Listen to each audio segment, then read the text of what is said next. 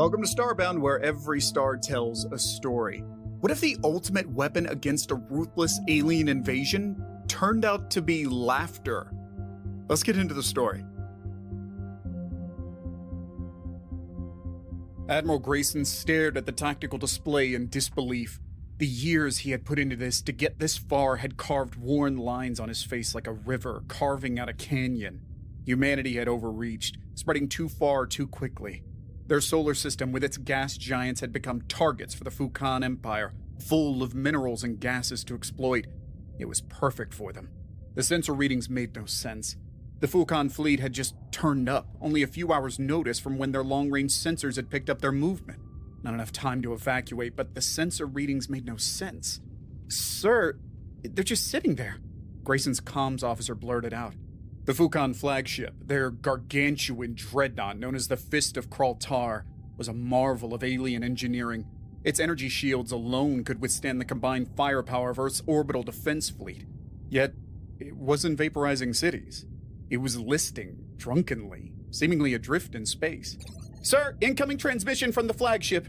His comms officer's voice was strained. Grayson braced himself. The only stories he had collected regarding the Fukan was their cold, ruthless efficiency. Star systems wiped without even an acknowledgement a species even existed. Was this the surrender offer? The desperate plea for mercy? He passed the transmission through. What he heard wasn't fear or rage, but laughter. Uproarious, echoing laughter, punctuated with incoherent shouts and what sounded suspiciously like snorting. What the blazes is going on over there? Are they malfunctioning? Grayson barked. I think so, sir. Scans show energy pulses being emitted from the main weapon array. However, it seems to be reflecting back to them. Something on Earth is resonating with their weapon systems. The comms officer seemed just as confused. Across the bridge, other officers were mirroring his bewilderment. Reports flooded in from defense satellites and civilian networks, a chaotic montage of the Fukan fleet in disarray. On screens, alien battleships twitched and shuddered. Smaller vessels collided in slapstick fashion, and some appeared to be spinning out of control, spewing trails of ionized debris. Every single targeted city, meanwhile, buzzed with the same bizarre energy emissions. But instead of devastation, the streets were alive with bewildering symphonies of laughter. People weren't cowering in fear, they were doubled over, clutching their sides, tears streaming down their faces. It was as if the intended apocalypse had been replaced by a cosmic comedy show. "Sir, we're picking up garbled transmissions from across the fleet. Fukan comms are a mess. It sounds like..." The comms officer paused, his professionalism momentarily crumbling. "Like a bunch of kids on a sugar high watching cat videos, sir." Grayson could barely process this. The years he had been in the Space Force, he had never heard of this before. It was unnerving, expecting annihilation but being greeted by giggling. The Fukan, an energy-based species, bodies emitting a strange electrical current which charged with their emotions. They were known for being a ruthless conqueror of species and solar systems. If you had something they wanted, that was all they needed to summon the fleet, and it was already on its way claiming it for the Empire. Humor wasn't even a concept they were thought to possess. They glowed bright green with hints of red. What could possibly neutralize their greatest weapon and leave their armada in shambles? "Admiral, I just got word from Geneva. The same thing's happening around the world. Beijing, Moscow, even that damn bunker complex in Tehran. The aliens, they're all..." A communications lieutenant snorted, trying to contain her laughter. "They're losing their minds." "Damage report," Grayson barked, needing to ground himself in something resembling reality amidst the absurdity. "Minimal, sir. A few civilian power grids are overloaded from the Fukan's wonky energy bursts. Some comm satellite disruptions, but..." The tactical officer faltered, a bewildered grin spreading across his face. "Their energy weapons seem to be useless. It seems they've incapacitated themselves." It was the most ludicrous tactical situation in history. The Fukan had just handed humanity a golden opportunity on a silver platter, but exploiting the situation, seizing the advantage felt almost wrong. "Orders, sir?" An eager glint shone in the tactical officer's eyes. Something shifted inside Grayson. This wasn't just about survival anymore. There was a chance to send a message loud and clear to anyone who dared threaten Earth. "All ships," he announced, his voice resonating across the bridge. "Target Fukan weapon systems and engines. Cripple them. But I want those ships intact. Disable, don't destroy. And give me a live feed on the biggest of them, the flagship." He had a hunch the universe was about to witness humanity's counterpunch, and he wanted front row seats to the most hilarious takedown in history. Earth's response wasn't the blistering annihilation the Fukan had expected. Instead, it was cautious, calculated. Terran laser batteries zeroed in on vital components of Fukan ships, not to incinerate them, but to surgically dismember them. Weapons turrets were blasted off, propulsion systems severed, sending the massive vessels into slow, helpless tumbles. On the few occasions when Fukan crews did manage to muster a haphazard volley of return fire, Earth's ships simply danced out of the way, as if performing some bizarre space ballet. Admiral Grayson's plan was working absurdly well. The mighty Fukan warships looked like squirming insects trapped under a magnifying glass. One by one, Terran boarding parties descended upon the crippled vessels. The reports coming back were so outlandish, Grayson half expected them to be punchlines to some kind of joke. The alien crews weren't resisting. They were rolling on the floor, howling, unable to operate their own equipment. Earth's troops were having trouble suppressing their own giggles as they cautiously disarmed the Fukan warriors and placed them, for lack of a better term, under giggling arrest. Grayson had the live feed from the Fukan flagship displayed on the main view screen, and the scene was pure pandemonium. The bridge looked like a frat party gone horribly wrong. Fukan officers, normally imposing in their armored exoskeletons, were sprawled out in undignified heaps. Some clawed at their helmets as if trying to tear them off, while others seemed to be wrestling with invisible foes. And all around them, the rhythmic whoosh of their life support systems was drowned out by the deafening roar of hysterics. The image flickered, and suddenly a Fukan face emitting bright red lights from its incorporeal figure filled the screen. It sported a truly magnificent mustache that twitched violently as the creature struggled to speak through its fits of laughter.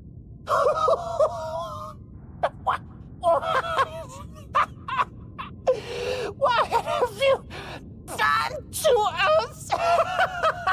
It wheezed, tears streaming down its cheeks. The creature made to wipe its face. Cease those infernal! Your missions at once! The Fukan commander sputtered, his voice a strangled mix of rage and amusement. Grayson, despite the overwhelming absurdity of the situation, kept his face stern. "We will do no such thing. You invaded our planet. You'll remain in this condition." He gestured vaguely, unable to put a precise word to the Fukan's affliction. At this point, he was unsure what emissions he was referring to. "Until we are certain your threat is neutralized." The alien's eyes, normally cold and calculating, now bulged with disbelieving horror. You primitives could possibly have planned this. It's some sort of trick. "Oh, I assure you." Grayson tried to convey a hint of the amusement washing over him, but kept his outward tone deadly serious. "This is as real as your inept invasion fleet." He wasn't lying. Scientists across the globe were scrambling for answers, analyzing the bizarre energy signatures that turned the fearsome Fukan into helpless laughingstocks. Theories ranged from a biological incompatibility to a strange form of psychic defense mechanism. But no one knew for sure, and yet the answer mattered less than the outcome. "Your entire armada," Grayson continued, "is being systematically captured, all because you decided to attack us with..." He paused, searching for the right word. An impish grin broke through despite his best efforts. "With tickle rays." The absurdity of it all washed over him. Tickle rays. The Fukan war machine had been brought low by an attack so outlandish, so undignified, it defied belief.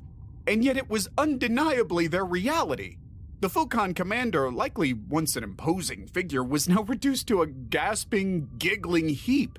His mustache twitched violently in time with his sputtering laughs, and somewhere from deep within the Fukan flagship, Grayson swore he could hear the faint sound of someone shouting, "Stop tickling me!" Word of Earth's bizarre victory spread across the cosmos, first whispered as a rumor too ridiculous to be true, then broadcast from every seized Fukan communication array. Soon the humiliating scenes beamed across the galaxy. Fukan admirals sobbing on bridges, fearsome warriors reduced to squirming toddlers. Even the dreaded Fist of Krautar spitting helplessly with the words, "Just surrender already," scrawled across its hull in what could only be a Terran paint. The once feared Fukan Empire became the laughingstock of the galaxy. Children composed mocking nursery rhymes about their tickle beam defeat. Comedians at 100 star systems cracked jokes at their expense. Even some of their long-oppressed subject races saw the humor in it, their murmurs of rebellion growing ever bolder. Earth, however, decided that after the threat had been neutralized that it need not go for the killing blow after all. All they had were tickle rays and the humans grew up being tickled. On Earth, the cleanup was underway at record pace. The disabled Fukan fleet was towed in like a hull of absurdly overgrown fish. Their once lethal energy weapons were studied, their technology poked and prodded with a mixture of scientific fascination and incredulity. Scientists determined the root cause of the Fukan's undoing was a quirk of human neurology. The same part of the brain that processes pain also handled laughter. The Fukan had developed their weapon to overload the pain receptors, hoping to induce crippling agony and despair. Instead, it triggered a neurological feedback loop, creating an uncontrollable sensation of overwhelming joy in human subjects. What was more interesting was that this was then resonating with human brain function to emit from the very targets which they targeted. On the Fukan, it struck them as tickles. A tickle so powerful it now turned even the most staunch Fukan into a little kid being tickled by their dad. We basically tickled ourselves into saving the planet, one baffled researcher stated during a televised press conference. The footage of his straight-faced delivery of that line went viral and watched and rewatched around the world and beyond. Grayson, now known as the Laughing Admiral, found himself a celebrity. He toured newly opened academies where human cadets trained alongside Fukan prisoners, learning basic tasks without bursting into fits of giggles.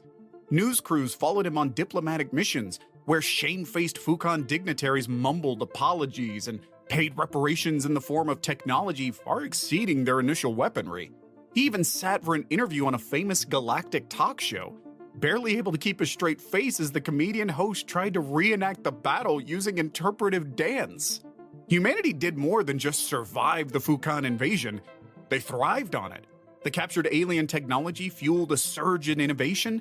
New energy sources revolutionized Earth, space travel became accessible to the masses, and advancements in medicine occurred as scientists dissected the Fukan's robust physiology. Fukan construction techniques helped build gleaming orbital habitats, and their advanced hydroponic systems helped feed a booming population. The Fukan Empire, on the other hand, crumbled. Their once ruthlessly efficient society built on fear and obedience couldn't withstand the endless mockery. Internal rebellion sparked across their domain. Long subjugated worlds finally threw off their oppressors. The tales of Earth's tickle ray victory became rallying cries for freedom. However, hope emerged from the Fukan themselves. Collaboration and not domination started becoming the Fukan way. Once cruel and efficient subjugators, now changing their core teachings. Grayson watched it all unfold with a strange sense of pride and lingering disbelief. It was said laughter was the best medicine, but for humanity, it had proven to be an unexpected weapon, a catalyst for growth, and a potent reminder that the universe was far stranger and more hilarious than anyone could have imagined. Yet even as the galaxy buzzed with amusement and transformation, Earth never truly let its guard down. Humankind understood they'd been dealt a lucky hand, a cosmic fluke. To guard against future threats, whether serious or farcical, they shared the Fukan technology with a few carefully selected allies, forming the Tickle Ray Defense League, a name meant to poke fun at themselves just as much as any potential enemies. And if anyone ever doubted the story, questioning the reality of the Laughing War, all humans had to do was point upwards. Floating in high orbit, visible with a good telescope, was the once mighty Fist of Kraltar, now repurposed as a galactic amusement park. It had been repainted in garish colors and a holographic projection flickered above it, showcasing a cartoon Fukan admiral doubled over with uncontrollable mirth. It was a monument to the day humanity faced down an invasion armed with nothing but laughter and somehow won. The Laughing War faded into a legend, whispered in classrooms and told to wide-eyed children as bedtime stories, a testament to the galaxy's unpredictable nature and the unconventional ways a challenge might be overcome.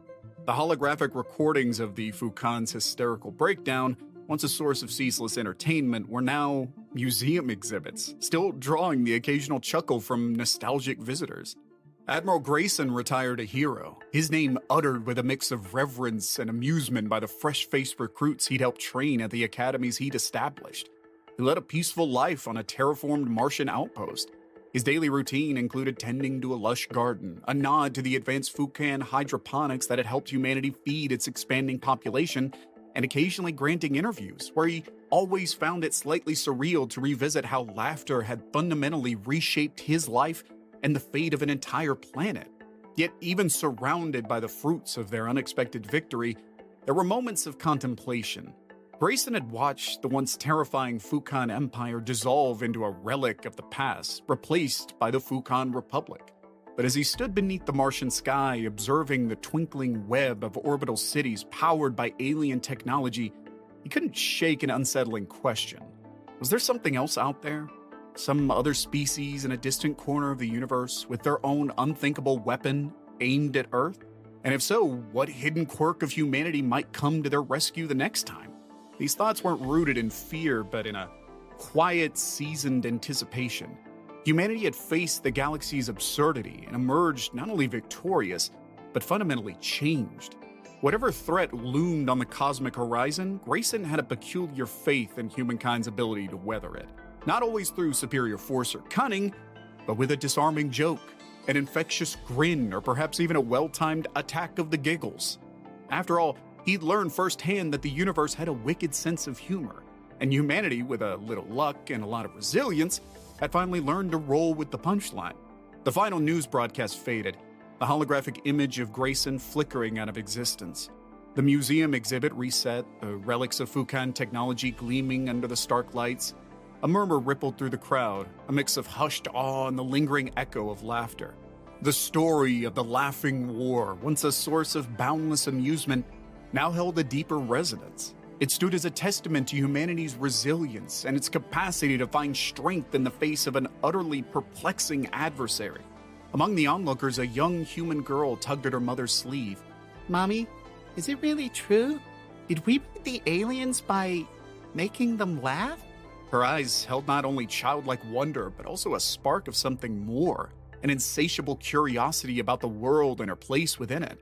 The mother smiled, crouching down to her daughter's level. Yes, it is. It sounds silly, doesn't it? But laughter saved the day. It shows us that sometimes the best weapon isn't always the most obvious or the most destructive. The child tilted her head, her brow furrowed in concentration. So, if I laugh really, really hard, can I be a superhero too? The mother chuckled, ruffling her daughter's hair. Superpowers aren't that simple, my dear. But laughter can be strong in its own way. It reminds us that even scary things have a funny side, and that joy can be a powerful shield against fear and adversity. Together they stepped out of the museum, leaving behind the relics of a war won without bloodshed. The girl glanced back one last time at the gleaming Fukan technology, the holographic admiral standing tall, a faint grin still tugging at his lips, despite the weight of past battles. Her gaze then swept across the bustling cityscape before her, fueled by the remnants of a vanquished foe. A sense of optimism bloomed in her young heart, a certainty that she was born into a world shaped for the better by courage, ingenuity, and a whole lot of laughter.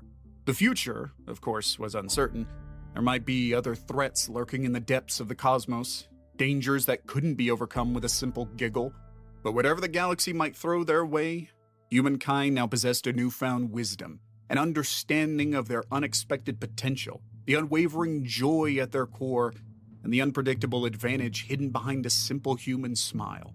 And that smile, the mother knew, carried echoes of triumph. It spoke of a day when laughter proved more potent than any alien superweapon, a day when humanity's courage came cloaked in giggles. It was a smile that promised to face whatever challenges the stars might hold, because joy had won them the future.